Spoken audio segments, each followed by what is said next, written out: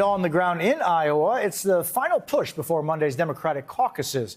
The latest polls show it's a very close race. Our NBC News teams are covering the candidates across the state and their last-minute strategies to sway voters. I'm Shaquille Brewster with the Sanders campaign in Indianola. Today, 2016 wounds reopened after Congresswoman Rashida Tlaib called for the booing of Hillary Clinton at a Sanders event. We're not going to boo. We're classy here. We're classy. I'll boo. Boo. That moment coming just hours after Clinton accused Sanders of not doing enough to unite Democrats.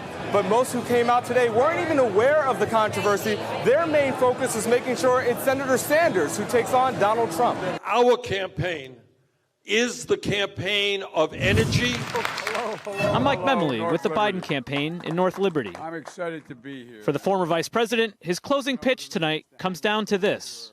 I honest to goodness believe character is on the ballot this year. Biden may not be drawing the biggest crowds, but he's counting on one-on-one connections like this to make the difference. Unlike his rivals, Biden blitzed the state all week, but he's also fending off their late attacks. It's usually the person who attacks is the one who gets hurt. I'm Von Hilliard with the Buttigieg campaign in Waterloo. Thank you. The 38-year-old, nearly unknown 1 year ago, with the chance to pull off an upset on Monday night. The former mayor from Indiana has campaigned over the last year that he is the one best positioned to win back these Midwest states in November. We need to do very well in Iowa. We're in it to win it.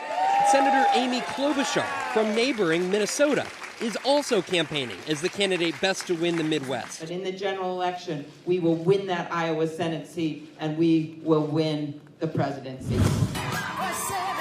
I'm Allie Vitale with the Warren campaign in Davenport. After days away, a triumphant return. Hello, Cedar Rapids! Senator Warren blitzing all corners of the state today and tomorrow, soaking up every second she can with voters.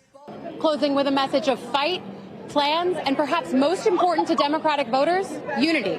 We must come together as a party and beat Donald Trump. That is our job. That puts us. Warren hasn't led in a poll here since September, but her sprawling ground game is formidable, knocking doors and banking dollars. Hitting 1 million donors today. Which, by the way, all the experts said you cannot do this. On Monday, voters finally have their say.